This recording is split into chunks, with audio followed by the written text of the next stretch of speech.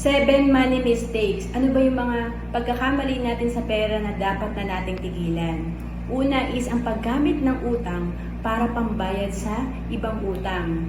And then pangalawa, meron kang isang source of income lang. So tandaan natin, paano ba yan? Pag nawalan tayo ng trabaho, ilang months or ilang years makakasurvive ang family natin.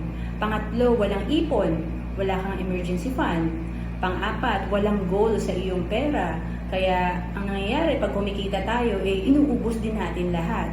And then, pang-lima, ang pamumuhay ng paycheck to paycheck. So, ang hirap nun, no? Trabaho lang tayo ng trabaho para sa pera.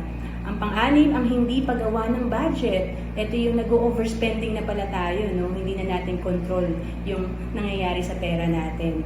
At pang-pito, ang hindi pag-i-invest ng maaga. So, tandaan, pagdating sa pag-iipon at pag-i-invest, importante ang oras.